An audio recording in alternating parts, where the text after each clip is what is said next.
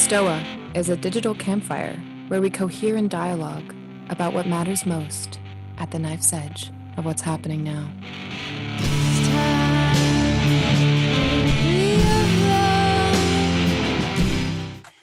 Share my screen. Oops, I need to be able to share my screen. I'll help you with that.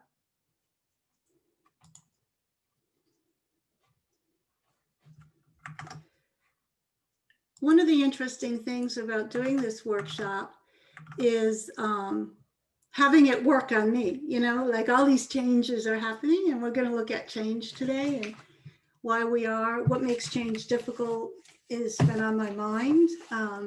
So it's really interesting how putting this together has been working on me in my life. So it's nice to be able to share that with people. Okay, come on. So here we are at the Hollow, and this is the third session. And in this session, we're going to descend into kind of dark territory. It's just kind of the way this took shape over the last week. But, you know, hopefully we'll find our way up to the air. So we're going to kind of get into the swamp here.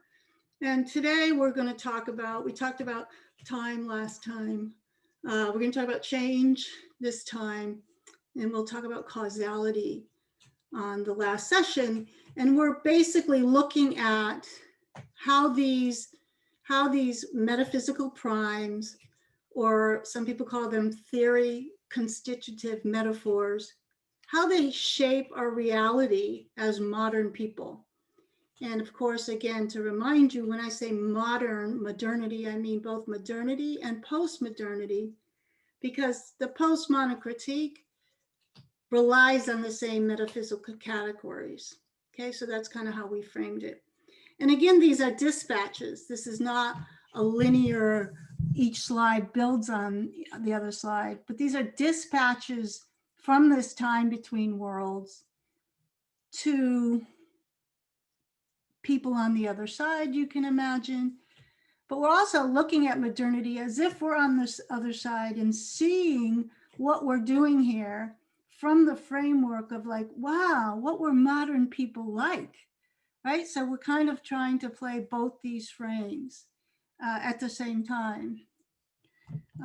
Yeah, so that's how we've been framing it. Okay, so we're going to look at change. And this is work done by Daniel Coe. It's in the right-hand corner there, his name. And it's a technology that can take recordings of the Earth's surface and the different stratifications of the Earth's surface. So he takes these measurements and then reproduces them. So this is a riverbed. And this is all the places the river has been through time, both across the land and the depth in the geology. So I just thought it was a great reminder of even things that we think are relatively stable are actually in flux. And there's this Greek quote, Pantarei, all things are in flux, by Heraclitus. And we all know this at some level conceptually. Everyone on this call will be like, yeah, I know. But the trick is, how do we stop fooling ourselves that things are static or eternal or reliable or that they'll be there? And the first noble truth, of course, is impermanence. And basically, I believe that all suffering is really a measurement of the gap between where we're stuck and how things have changed, right? So if we're here and things are here, there's a gap between how we're experiencing, behaving, and choosing reality and where reality actually is. And I believe that's actually the definition of suffering, that the larger the gap, the more the suffering. right? And so when I see from this framework, we're entering in this framework, it's a big bracketing. When I see people like Jordan Peterson bemoaning the death of the Western canon or the Western Judeo-Christian reality, I just see suffering, because everything is impermanent. Everything comes and goes and takes the time it takes. So how can we live with change? How can we live with the everything comes and goes and takes the time it takes? So suffering, we suffer when good things happen because we don't want them to leave. And we suffer when bad things happen because we want reality to be different. And we're constantly not able to be changed, to be changing. We hold on to ideas of ourselves way beyond we haven't noticed that things have changed, the relationship has changed, the situation has changed. And how can we deal with that? Now, on the last session, we're going to look at some of these things and look at it in a more positive way. But I have to tell you that this is a deep dive into the darkness. Okay, so this is Dante's descent into the inferno. Okay, so another way that we have been framing this is we have this phrase, a time in between worlds.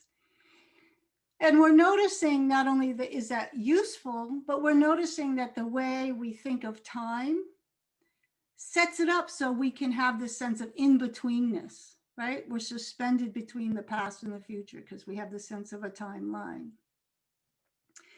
So when we look at change, there's another meaning to being in between, this experience we're having as moderns of being in between that relates to how we conceive of change.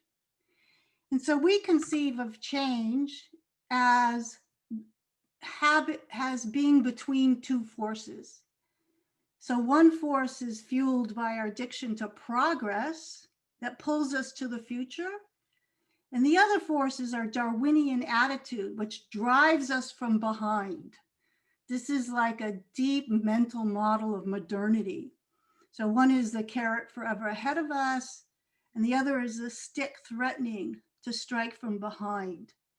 So this notion of running away from who we were, trying to get away, this Darwinian attitude makes us think that human evolution is like escape velocity, right? So that we can actually enable us to escape the orbit of natural history. So we have this setup in how we kind of construe change that has these psychoactive kind of effects on us. And this is a characteristic of modernity. And so what the word I'm going to use for this experience is we're going to borrow it from Gebser. Gebser said, the crisis of our times and our world is in a process of complete transformation and appears headed toward an event which, in our view, can only be described as global catastrophe. Now, Gebser was born in 1905. So for 100 years, at least 100 years, people have been looking for some kind of global bifurcation event, right? This has been on our minds for a long time. This event, understood in any but anthropocentric terms, will necessarily come about as a new constellation of planetary extent. So he's pointing out that, if we're anthropocentric, if we're running away from our Darwinian past, from the stick that's driving us from behind, this is not going to work. We need to be able to reconcile this framing that we have between you know, and release the anthropocentrism of where we think change happens, that change only happens on our branch of the tree. And few people know that Gebser wrote in 1962, he wrote a little treatise called Anxiety. And it was illustrated by this guy, Heinz Steiner. I bring it up because it's very rare. I actually have I have a copy of it. And I just want you to, we're looking at the fact that this notion of being driven from behind and pulled in the future, and this orientation toward change we have, it creates this anxiety. And that this is actually has been a feature of modernity ever since the beginning. And we want to tell you a little personal narrative. We're going to look at a few slides of how I relate to this anxiety. So this is just some pictures from his book.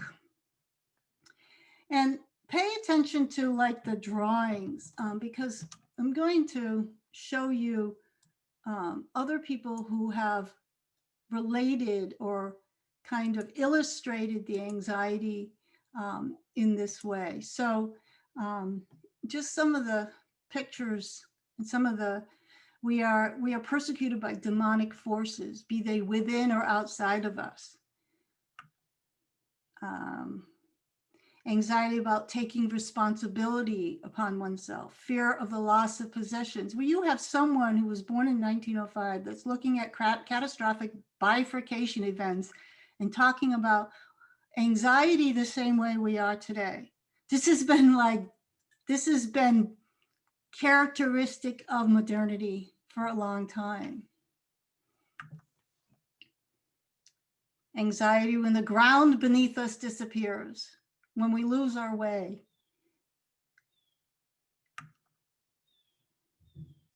Anxiety which can be released through clinical changes in the inner organs. And some more pictures of anxiety. We are hounded by mechanized time. We talked about that last time, even in our sleep. Anxiety that your dog is going to bark in the middle of your presentation. Shh.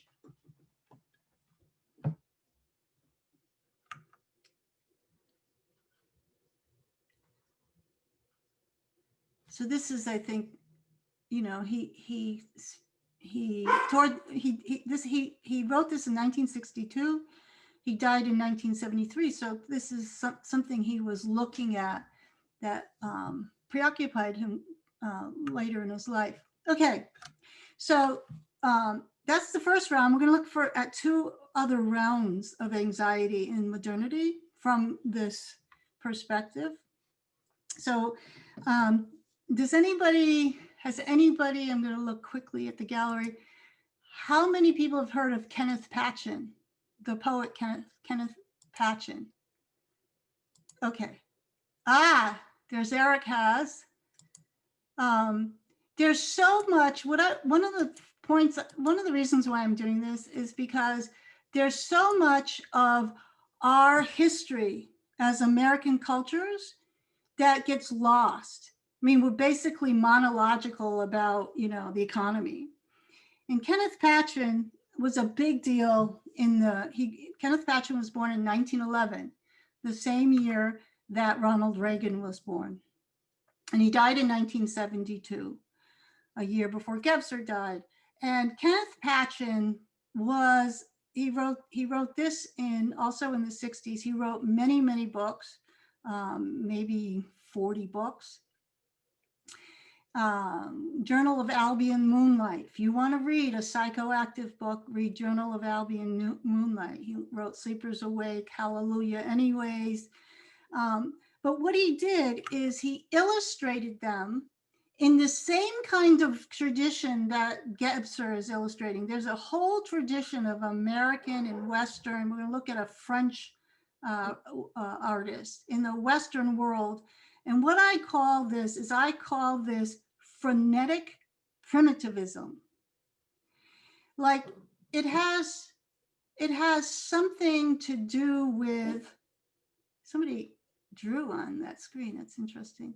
It has something to do with like trying to get back to some kind of like primitivism, but it has this freneticism of modernity. Can you see that? Is that landing with you?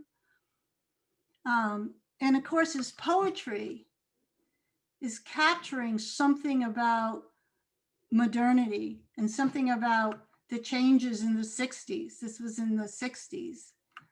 And just this, if you remember the slides we looked at last time in the indigenous primitivism and how balanced those strokes were and how balanced they were, and then look at the primitivism that is shaped by modernity, right? So this has something to do with the way our society deals with change, the way we're not able to live in the change, to live in between worlds. So there's always the in-betweenness. And so this for me captures some of the existential reality of modern life. And so if we see this as progress, like, does this represent progress? But this is really, I think, revealing of what has been percolating over the last few generations. So this is what these are dispatches from this world. And I want, what I've done today is say it's not just been the last 10 or 15 years, or most people think this catastrophe started in 2008 or 2016. But this has been part of the American psyche or the Western psyche for a very long time. Okay, and now I'm going to ask you to experience this. You might want to turn up the volume. I want to just make sure. Can you hear that? You can hear that? Okay. So what this is Bonnitta, if you can share your audio directly from your computer. That's better? I don't know if that sound is coming through the speakers, but if... Oh, let me mute and then see if it works.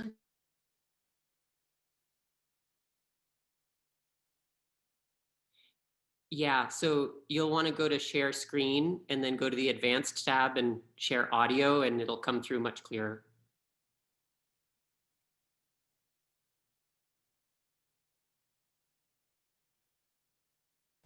But then we lose the screen share. You need to go back to where you're sharing and click the bottom left, share computer sound.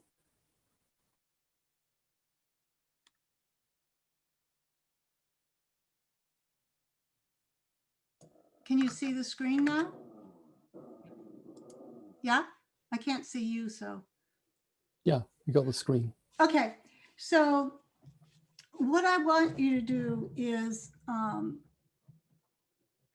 participate in this clip, which is what you're going to see is, this is a drawing of mine that is based on this meditation on anxiety. And what you're going to see is some paintings of this artist, Pierre Alahinsky, who he was born in 1927, the same year my father was born.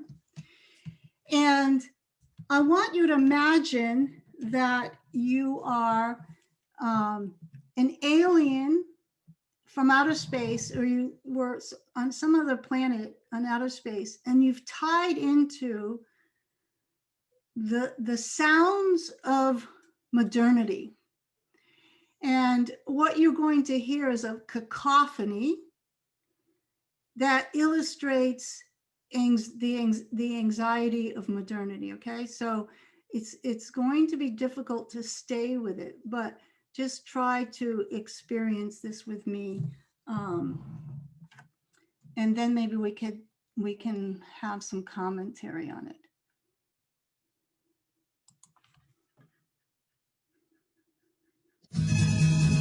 In the year 2525, if man is still alive.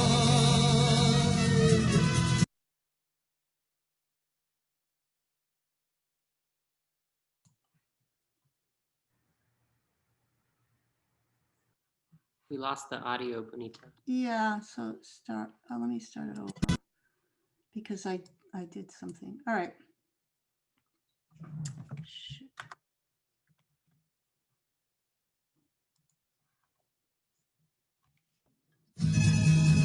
In the year 2525, if man is still alive, if woman can survive, they may find.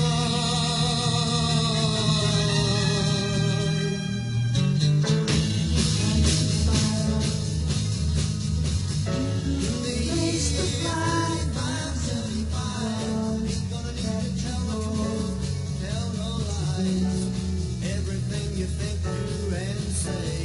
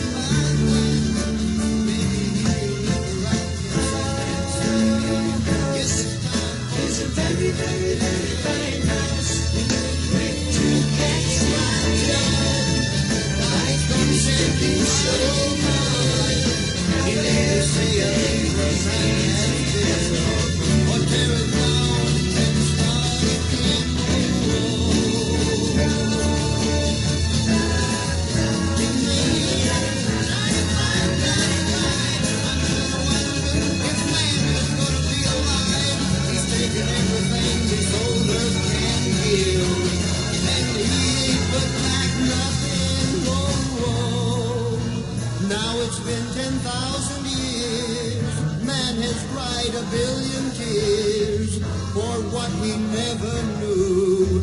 Now man's reign is through, but through eternal night, the twinkling of starlight, so very far away, maybe it's only yesterday.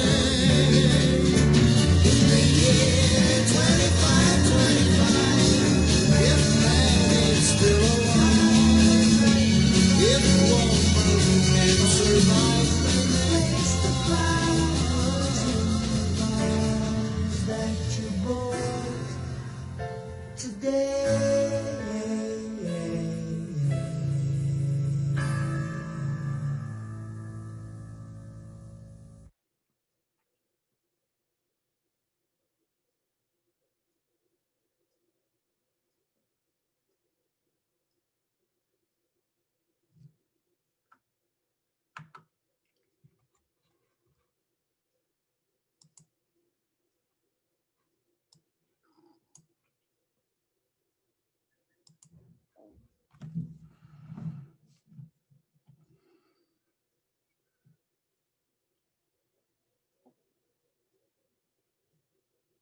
So let's just pause at this portion of this presentation. And no, that's just the first part. This is the first part of the presentation.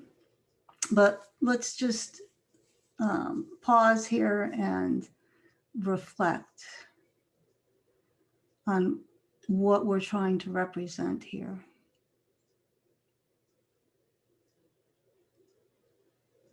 And how it relates to change. So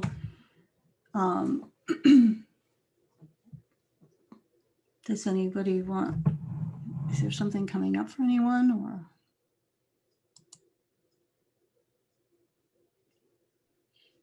Yes, I have a comment, Bonnitta. It was a very grasping sort of feeling. I did applied my meditation practice to it, where I just focused on my breath, quieted my mind, and blurred my vision just slightly, and just sort of let my body respond to the multimedia. And it was just like grasp and losing, grasp and losing, grasp and losing. And then the images were like calling me forward in a melancholy way. So it was it felt like every other day. Really, it felt like life.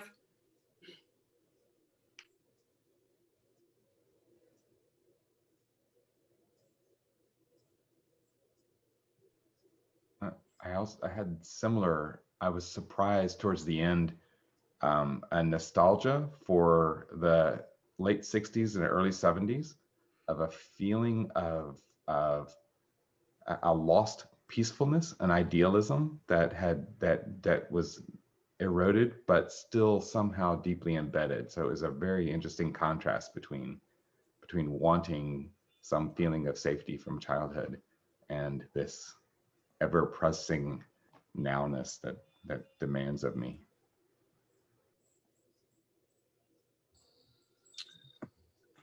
Yeah, I'm not sure how to articulate this.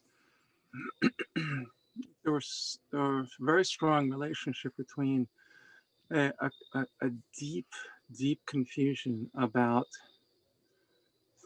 seemingly what the environment is creating in relationship to what the internal misunderstanding is creating, and a tremendous amount of suffering in that process. Degree of change or stress, the bigger the curve or the rate of change, the more stressful it is. And the more stimuli, the more intensity of the stimuli, the more it creates that anxiety. But you don't want none of it, because that would be boring. Yeah, and the more attractive the illusion of simplicity is, right? This, yeah, like David said, like you just want to linger in that sweet myth.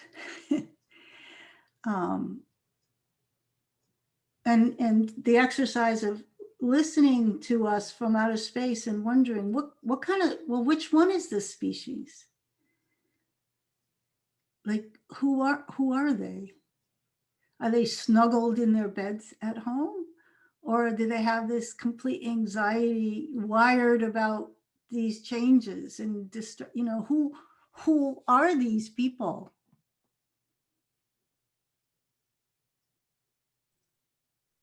People with a strong hesitancy to be together is what I felt throughout the first half, quite acute.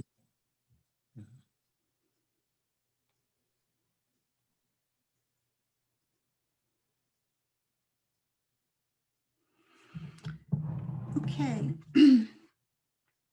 So one of the, whoops. Okay, so why don't I see the gallery anymore? Hold on. I don't like not seeing you, but it's such a life. So we'll look at this next progression of slides, and what we just did is kind of a historical kind of journey of anxiety. And now we come to today.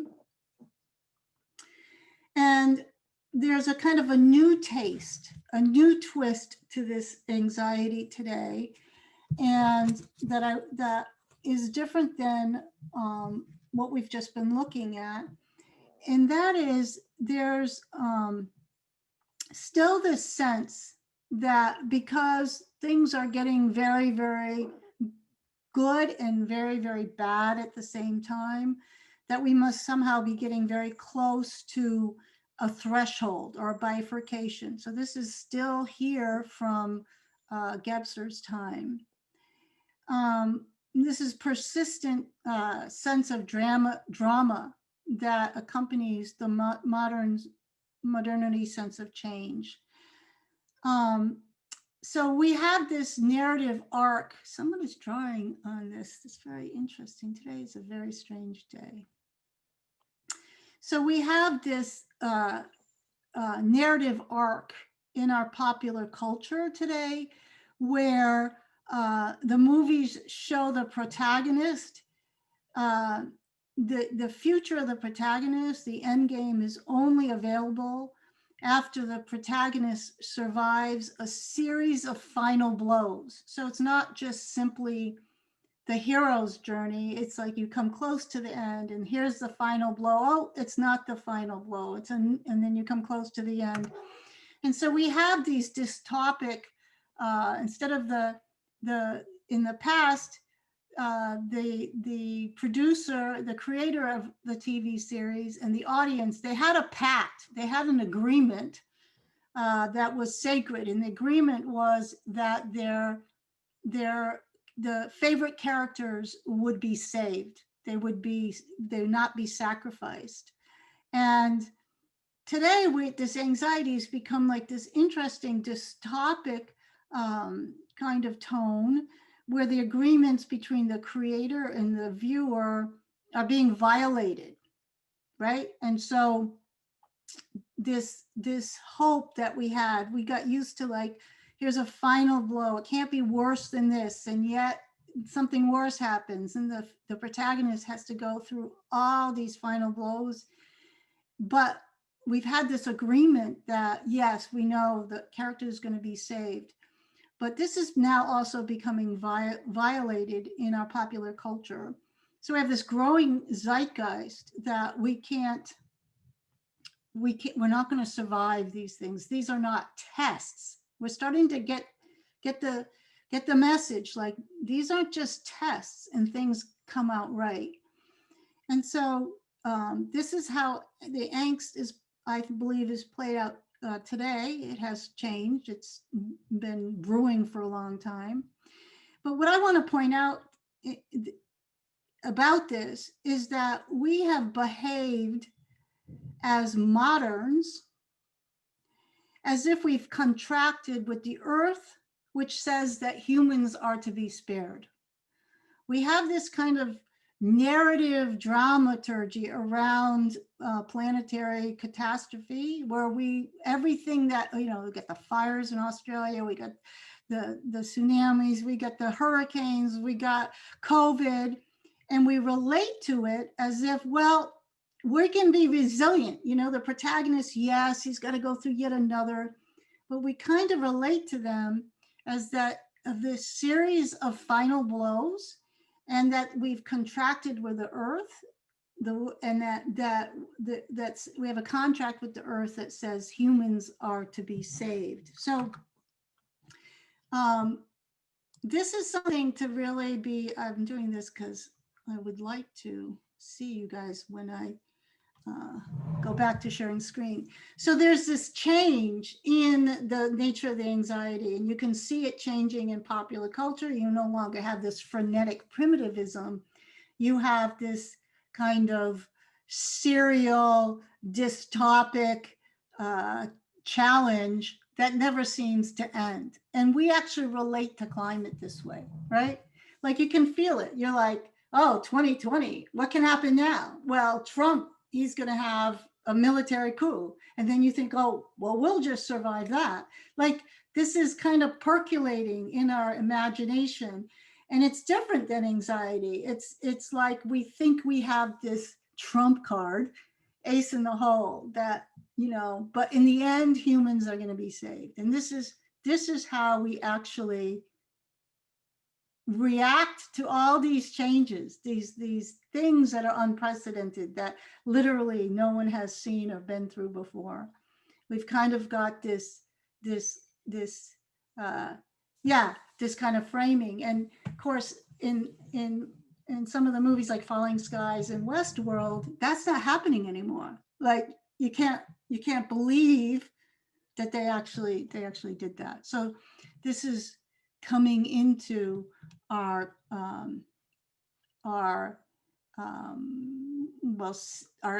imagination. It is kind of magical thinking, but it's part of why it's hard to make sense of things. I mean, we're captivated by a lot of other meaning-making systems, and this is part of it. Okay, share screen there. Now I can do this. So the offering here is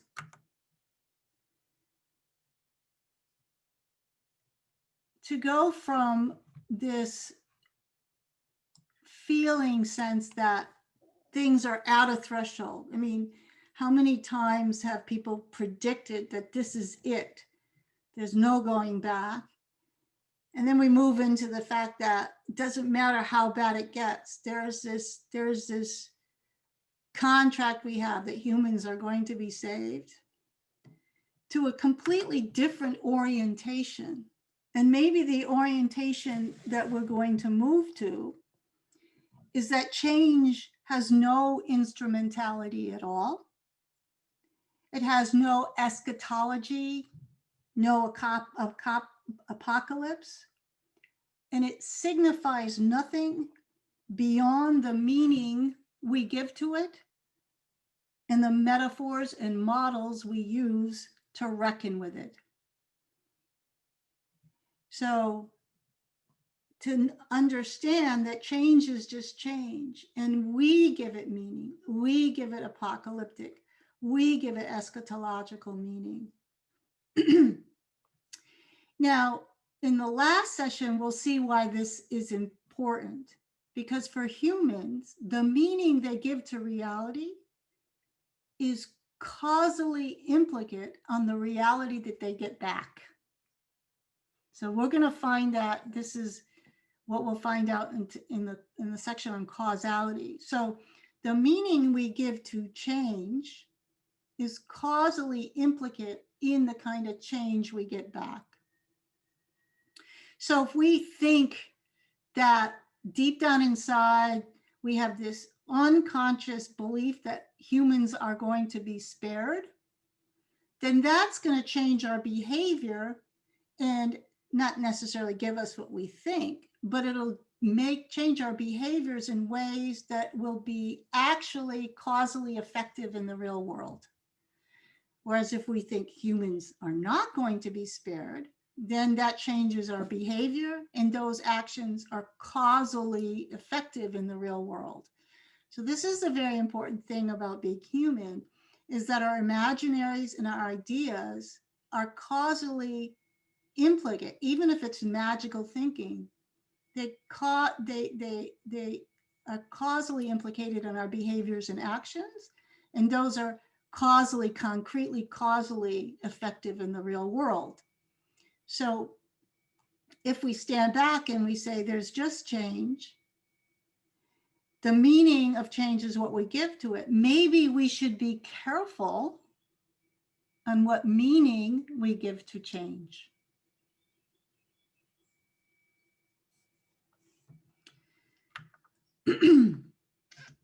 So one of the recent reimaginings of change that has captured our imagination as scientists is has to do with coming to terms with ecological changes in ecological systems. So this is the Mississippi River, one part of it. This is where it is now, and these are all the different places it's been over time.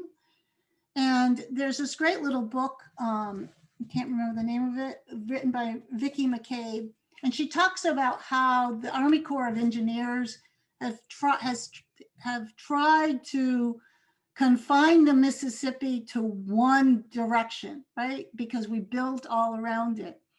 And she talks about how this is an illusion because the Mississippi River isn't that. The Mississippi River is the whole entire hydrological cycle and geological cycles of the earth. That is the Mississippi River, and you can't constrain that. And the story is really disheartening because there's more concrete in the system to control the Mississippi River than in the Great Wall of China. And then they show over time that they predicted events like Katrina. They completely destroyed the marine ecology of the Mississippi. And they continued to build concrete structures to keep cities like Miami resilient.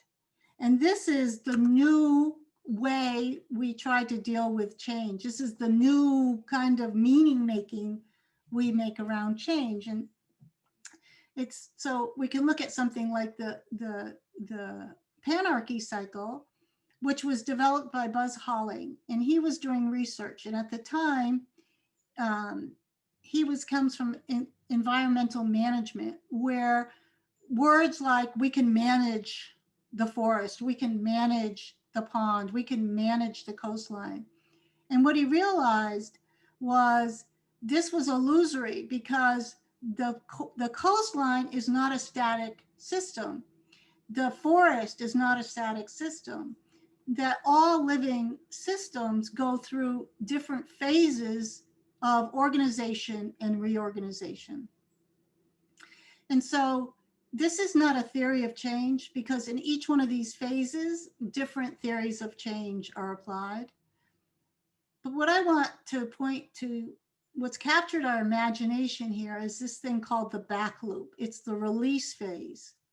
And there's a lot of conversation around in science and pseudoscience and policymaking that modernity has really, we've climbed this exploitation, this K strategy, globalization of Western capitalists, one world law, nature-human split, that we're here at this threshold and we should anticipate the back loop, right? And this is, so we have resilience thinking everywhere. It's very important. There's Soros spent billions of dollars for the Resilient Cities Initiative and Resilient this and the Resilient Harbor in New York City and the resilience. And resilience has become the new big meaning of change. But this comes from Stephanie Wakefield's book. And she calls this the back loop. And what's interesting about the way we relate to the back loop and resilience is we think we can strategize it. We think we can, okay, now that we know this phase, whoops, why is this doing this? Now that we know this phase is coming, let's get prepared. But the whole definition of the back loop is that it's filled with surprises and you can't know what's coming and you can't get prepared. Buzz Holling thinks the whole Anthropocene, the whole era that we live in, is back loop dynamics. And by definition, you cannot make sense in a back loop phase. It's impossible by definition. But we're very stubborn. So now we're actually applying front loop logics to back loop phases, which means we're just climbing this ladder higher and higher and higher. And so Vicki McCabe and Stephanie Wakefield, they talk about, like, if you look at the methodologies of the responses to resilience, you'll see they're doing the same thing. They're pouring more concrete. They're just reinforcing it bigger. So this whole notion of resilience is this lie we tell ourselves, because it's based upon the release phase. And in the release phase, things fall apart. And things have to be taken out of existence to reorganize. You can't strategize, and you hear this in all systems theorists. Like if you listen to people talking about, you enter a phase called chaos, then you have huge management systems that are designed, and all these books are written to teach you how to strategize chaos, right? So even as we acknowledge that the health of the system requires this release phase, we cannot enact or inhabit that reality as a species. It's all like a big farce. It's all a big farce. We don't really, so what are some of the back loop logics? They're not, these are all, the logics here is all complex adaptive systems. We're always adapting to get better and better. The logics here is not adapting to anything. It's welcoming and inviting and opening. Completely different. Oh, look, the fire is going to destroy everything. Gee, I wonder what could happen after that. It's completely not, you're not adapting to anything. So even now this it's a much more sophisticated model of change, but even still we're not letting it in. We're not letting it in. You can't strategize the back loop. You can't strategize complex systems that you're a part of. It's impossible. We just can't help ourselves. And as long as we keep strategizing, as long as we keep using those action logics, we're just pushing up, making the system much more fragile.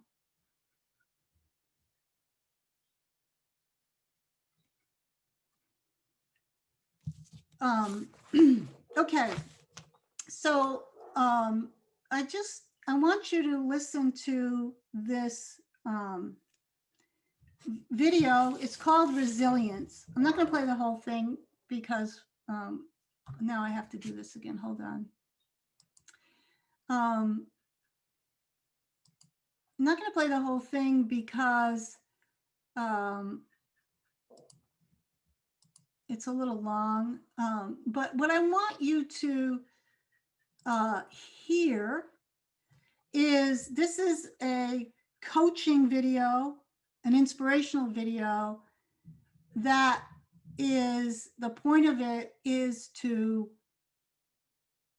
get people to be resilient, okay? So I just want you to listen to the voice of modernity in this inspirational video. Your whole life has been a big series of big beginnings with little results.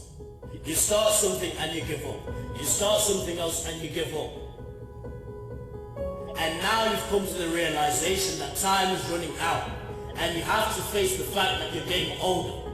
And you'll never get to see what you could have become because you were never willing to pay the price. Hold on, for some reason the video's not.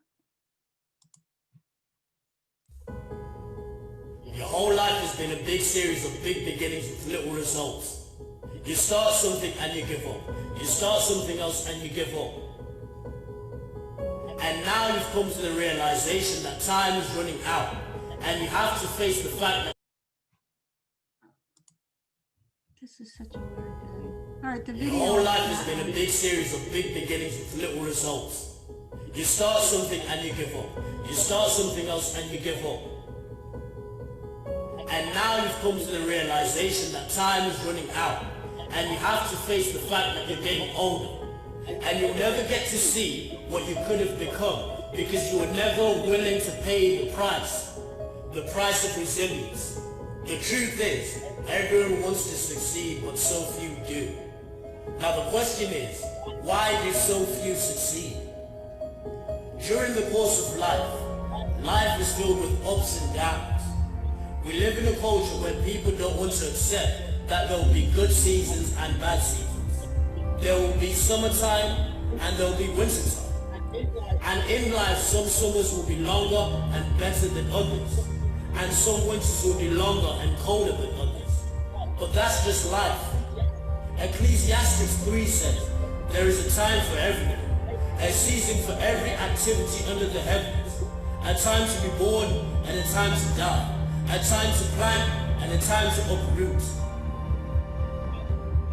Now the reason why people don't succeed is because they don't understand this concept and they make a permanent decision during a temporary season. Don't make a permanent decision based on a temporary season.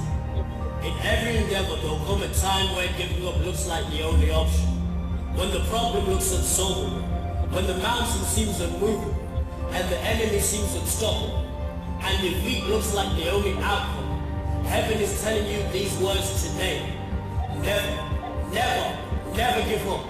Galatians 6 verse 9 said, and let us not grow weary in doing good, for in due season we will reap, if we do not give up. To attain the success, to attain the goal you so desperately desire, you need to recognize that you're in a fight. You will need to attack and keep attacking. And anything that stands in your way needs to know that you're not going to give up until you win. And that there is only one victim in this situation, and that victim is you.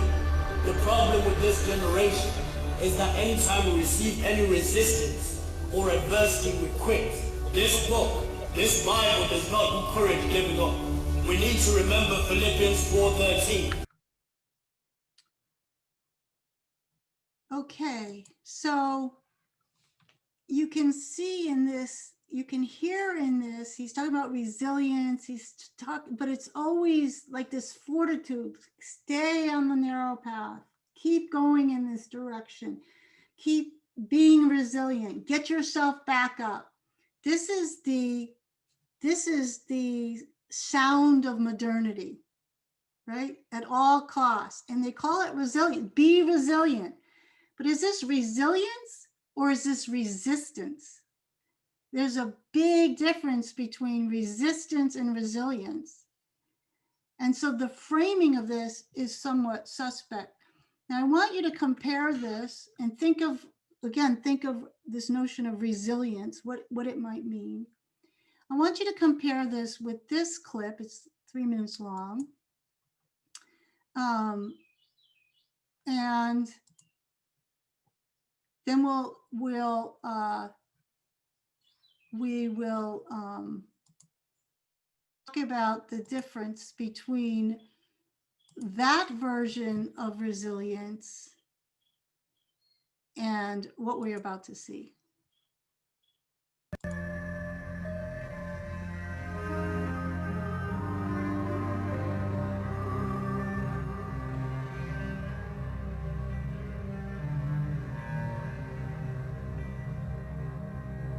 La Serra Pelada, la mine d'or du Brésil, en face de moi. Quand j'arrivais au bord de cet immense trou, tous les poils de mon corps montaient. Je n'ai jamais vu une situation pareille. Là, j'ai senti dérouler devant moi, à quelques fractions de secondes, l'histoire de l'humanité, l'histoire des constructions de pyramides, la tour de Babel, les mines du roi Salomon. On n'écoutait pas le son d'une seule machine là-dedans. On écoutait seulement les murmures de 50 000 personnes dans un grand trou. Les conversations, les bruits humains mélangés avec ces touches manuelles. Vraiment, je suis venu au début du temps. Je sentais presque le murmure de l'or dans l'âme de tous ces gens.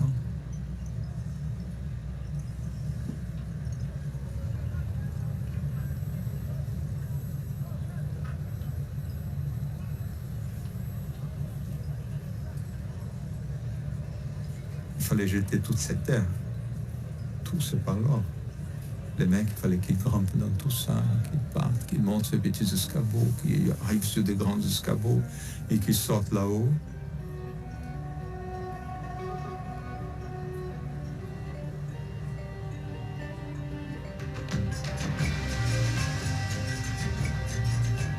Ah, tu n'as pas beaucoup d'intérêt à tomber là. Et si on tombe en haut, il risque d'amener quelques-uns avec. Là, j'ai monté ça plusieurs fois par jour. Mais jamais me passé dans la tête que je pouvais tomber non plus, parce que personne ne tombait non plus. On n'était pas là pour tomber, on était là pour transporter des sacs ou pour faire des photos, comme dans mon cas.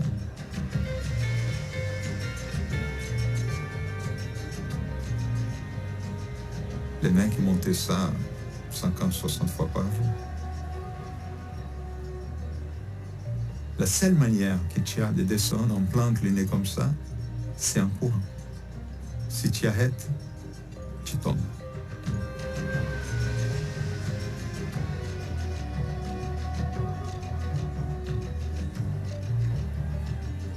Tous ces gens ensemble, ça faisait un monde hyper organisé, mais dans la folie totale.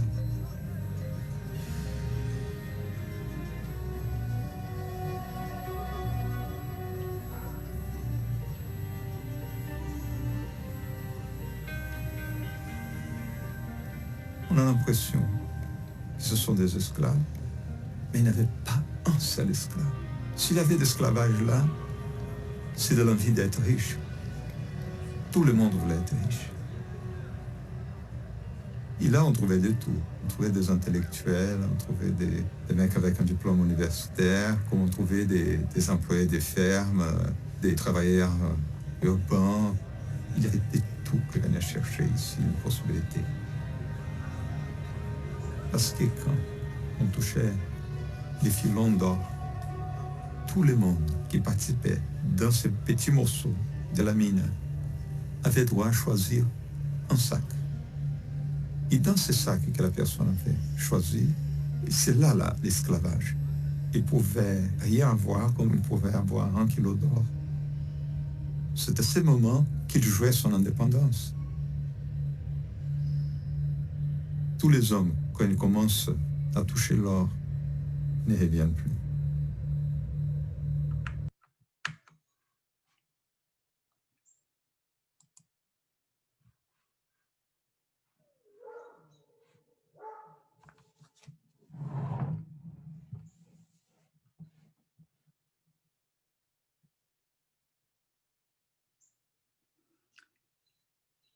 So where is the resilience in the human system?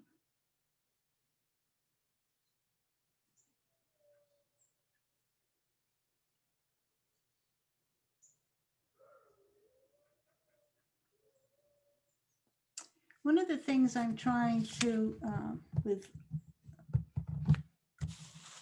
express here is when we ask these questions, when we think of resilience, when we think about climate, when we think about who we are, we need to make sure it's not narrowed to this very modern little piece of the human condition. These questions are global in species, in nature, and planetary. We need to open the question to these larger frames. When I look at that gold mine, I see energy for free. That people are willing to work. I mean, it's part of our human nature. And then I think, why is it that we can't put that in that direction? Why is that not possible? There's enough energy. There's enough human energy. Incredible amount of resilience just in the human body. But we build these incredibly frail systems that are dependent upon like moving bits and, like as moderns, we're not in touch with this other type of resilience that's preloaded into the human system. If you watch that movie, it's called The Salt of the Earth. It's incredible. I wish we could just spend the whole time watching it together. And at the end, there's something like that happens, that they end up, the photographer and his wife end up reclaiming 400 acres of destroyed environment ecology in Brazil, where he came from, because they just get to work, right? Planting seedlings. So you have this vibrant work ethic, this preloaded resilience in the human body and in human connection and human community that could be put to work to solve these things, right? But as moderns, that's primitive, that's in the past. We're running away from that. So really to look at change, to look at how we construe change, how we think of change, how we think of these, even these sophisticated models of change. Are we in a large enough framework? Are we really considering the sum total of the human condition? Or are we dealing with the anxiety of modern men? And men is probably the right term. What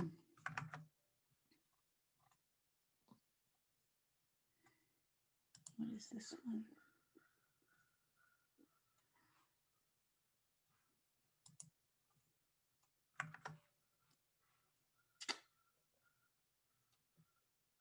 So I'm wondering, are we able to go a little longer?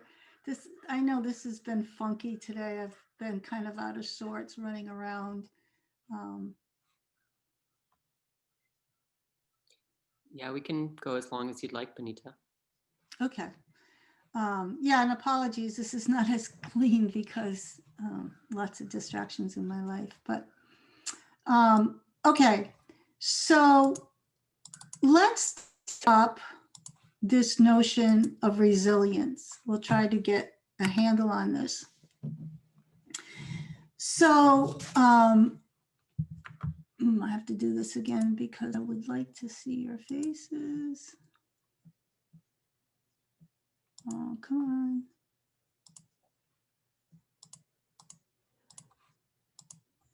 on. I like this picture because to me, this is really an interesting idea about resilience. How can we actually get into a proper frame of mind of resilience?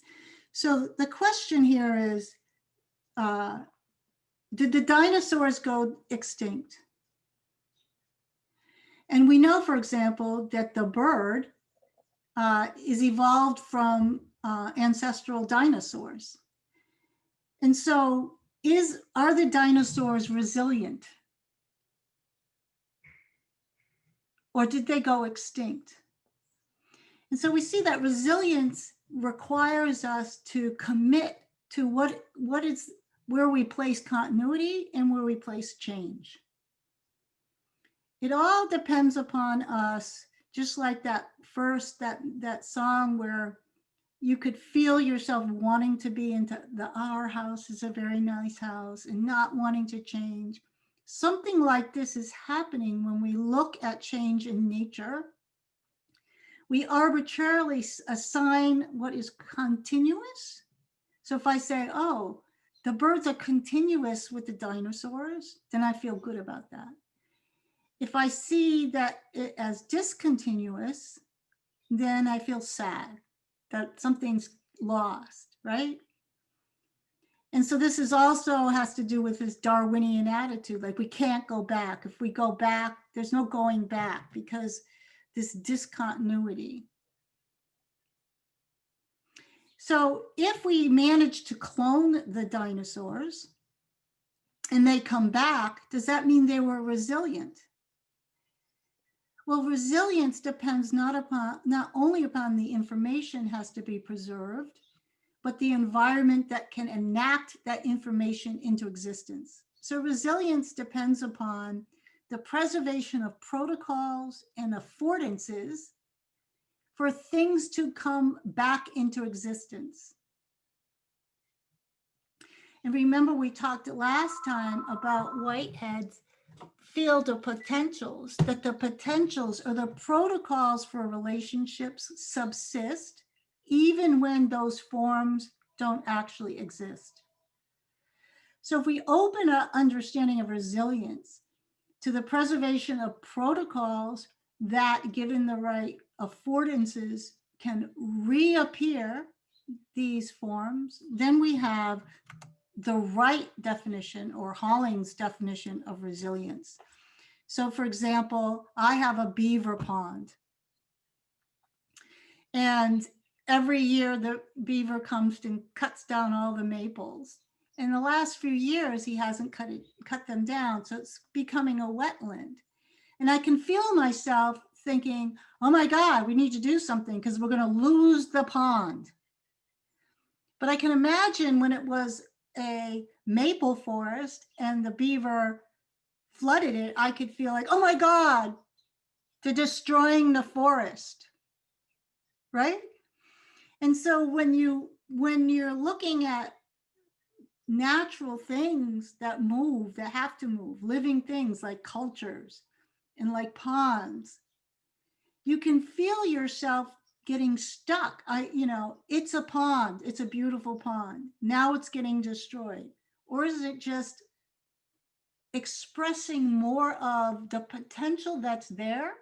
Some of it is not in appearance yet, and some of it's in the process of disappearance. So again, this reflects back to this notion of change as coming in and out of appearance, but never actually, they can be subsisting, they can be taken out of existence, but subsisting as potentials. And so we need to start thinking as cultures like this, as the environment like this. And this is the definition of resilience. So does anybody know what this is? Just unmute yourself and shout out.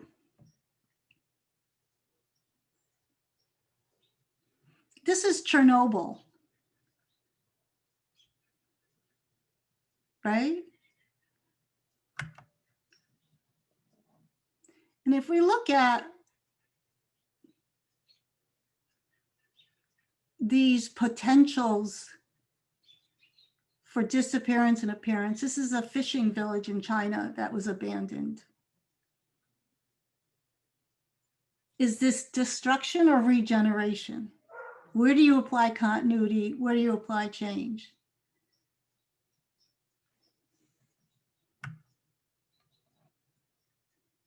And of course, this is very famous, that the destruction makes it more beautiful, more sacred, more interesting.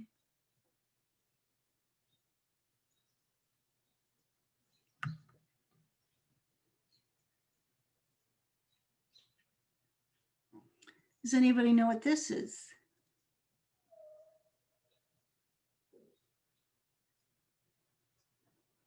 Manhattan. It's Manhattan.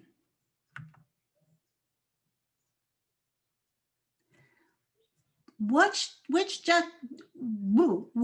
direction represents progress?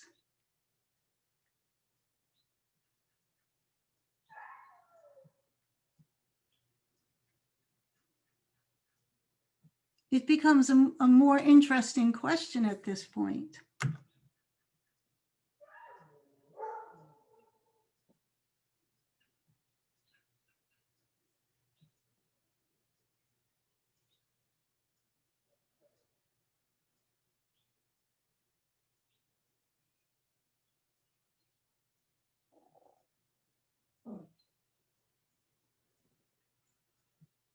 Now you see how the linear timeline thing is starting to not make so much sense.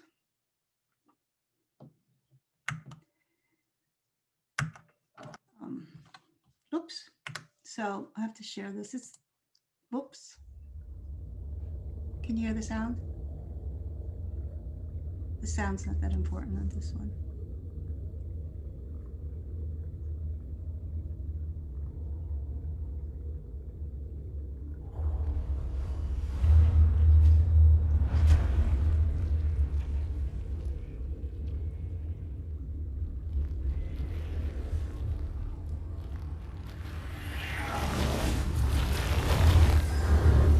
And notice in this movie, this little clip, who are you rooting for?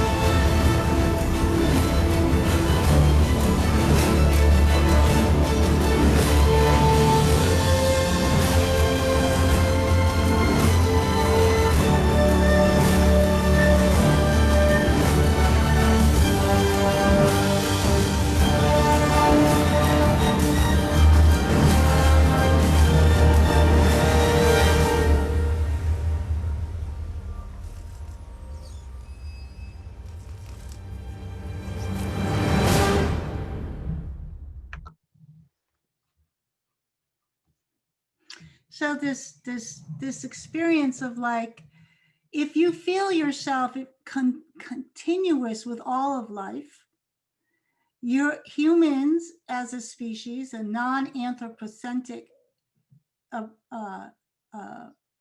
approach, as Gebser said, then you say, if the cities weren't built and the rats didn't come, the virus wouldn't happen and the earth would not have greened again.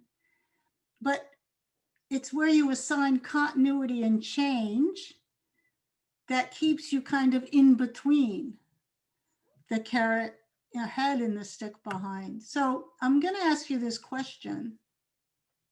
We're standing here behind this woman, I suppose. Are we looking at our future or are we looking at our past?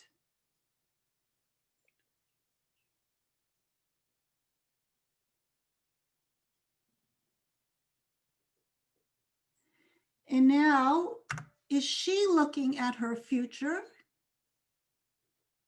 or is she looking at her past?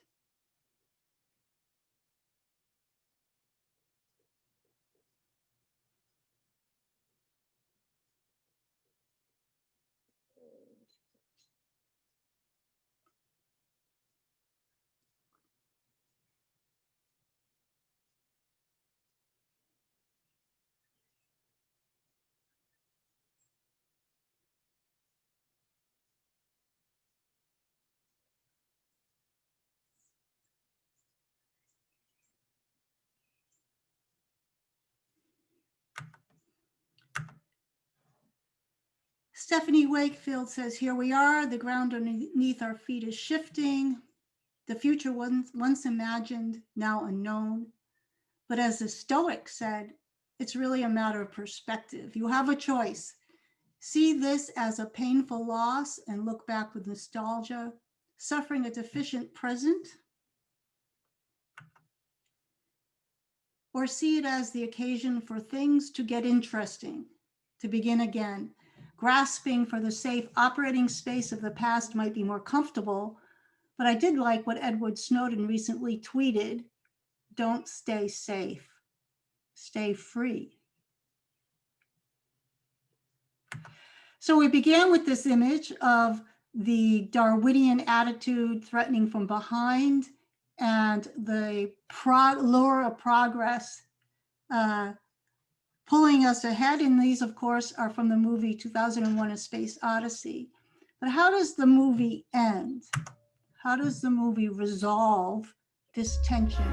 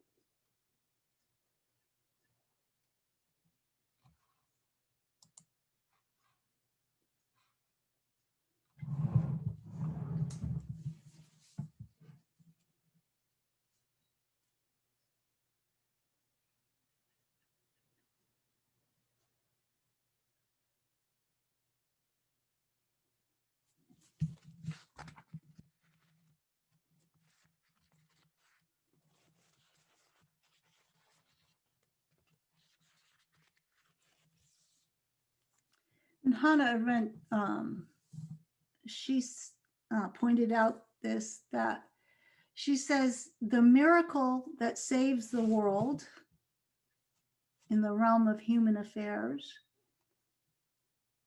is ultimately the fact of natality, that men are born and can act anew. So this notion of the discontinuity between the parent and the child opens the space for change. And again, playing with this notion of appearances and disappearances. And then she likens culture and political change to this. She says, wherever men, she always used these terms, come together in the space of appearances, real change is possible. So like at the Stoa, we come together, we appear in public, real change is possible. But this is always precarious because we also disappear. We also have private lives. And so this notion of social change and cultural change as coming, entering, and departing the spaces of appearances is how cultures are born and how cultures die. So she kind of puts those two things together.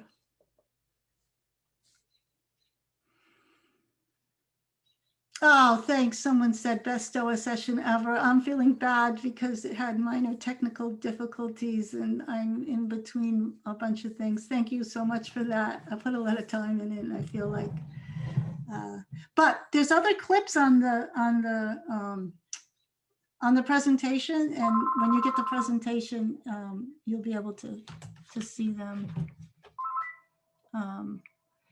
Yeah. So, geez, I have to run. I have to, yeah. So apologies for that it wasn't seamless, and yeah, we'll be able to wrap up hopefully next time, but we never know. Like I said, I've been having to think about change myself, so. But Raina has to play your theme song for you again. Oh yes, thanks for remembering.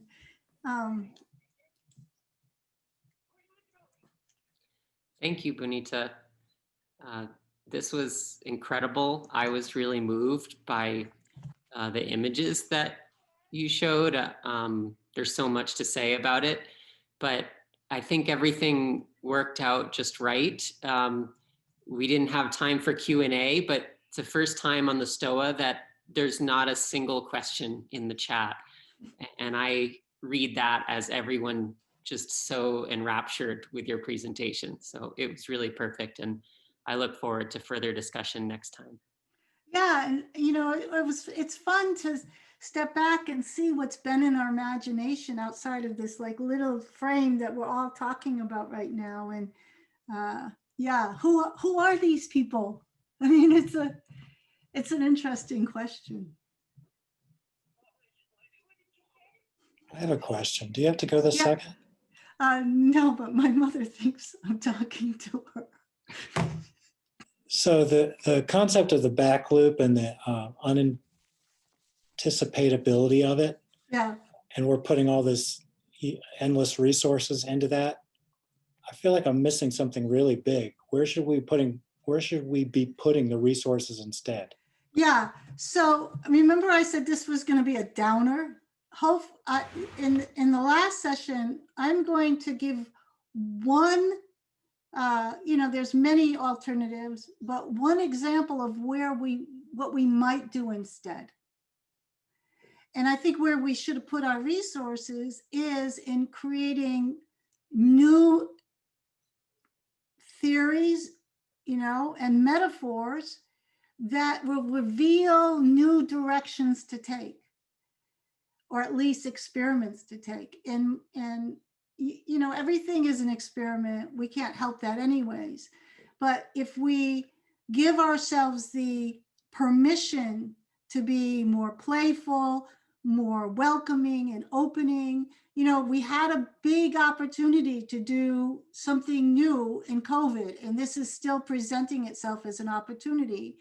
But you can't have COVID be an opportunity and be afraid the economic system's going to collapse. You can't have those two things at the same time. You can't hold on to Western society and want the planet to heal. You can't have those two things at the same time. And so it's a great question, because the first thing we can do is stop putting our energy in the wrong direction. Where it then goes, I think there's a lot of different experiments, and I'm just going to try to give you one that I'm putting my energy in, but I don't actually think I'm like the person that is going to have the most interesting thing. I think, where are we going to look? You know, look elsewhere, I guess is what I'm saying. Look at the gold mine in Brazil and see the potential in there. You know, that's, I guess, part of what maybe is a positive thing.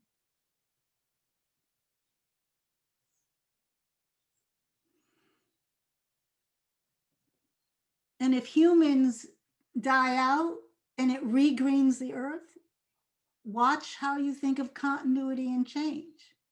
Because what's going to come in another million years? We don't know. You know, all of these things, if we change the way we hold them, then we change our behaviors. And that will make the difference. Yeah. Good question. All right. My Muzak. Thank you all so much. Your presence here has been a gift. Thank you, Bonnitta. Thank you, Bonnitta. Thanks, everyone. See you next time. Thank you, thank you, thank you.